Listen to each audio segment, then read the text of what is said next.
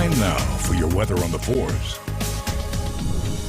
And as we continue to see our There For You weather headlines, we can expect to see that it was a showery start for a few of us here in the Salt Lake Valley. We continue to see a little bit of shower activity also. We still have flash flooding danger, so we'll go into that in just a moment. A muggy kind of day just due to the fact that we have all of that monsoonal moisture. It continues to pool in and create that muggy atmosphere for us, and then we start to see towards the end of the week, we start to pick up in some rain chances for us. Here's a little time lapse of that shower activity that popped up over the Salt Lake Valley and Salt Lake City. Look at that. See the storm, see some lightning, that rain.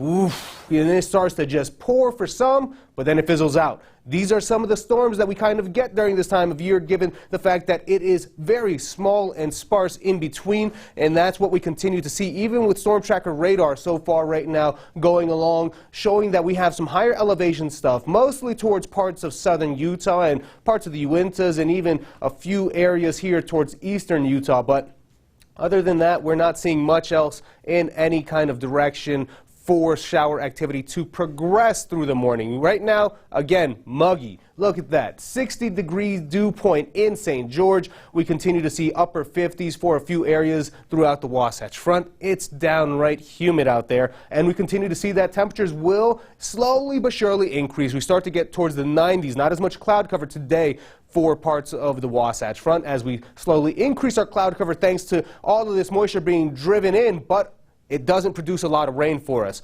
One area where we can continue to expect to see some excessive rainfall is the spine of the mountains, following from the Uintas all the way down the central, going down to the southern mountains. So that's something to keep in mind, especially if we go out to recreate. Look at that. Capitol Reef, again, probable potential for some flash flooding. We saw that there was quite a lot of rain, just even from that 1 inch, that caused some issues for us. And by the time we look at Futurecast going into the afternoon, we continue to see that shower activity does build in, and that's one thing that we will keep an eye on, because we saw that the flash flood warning started early. These storms are near stationary and will kind of sit over top of us and just downpour and create those conditions. And as we go into Thursday, we have a very similar setup, a little bit more widespread as the moisture moves a little bit westward. But then even going into the overnight hours, we continue to see that it does not really leave us. We have more moisture on the way.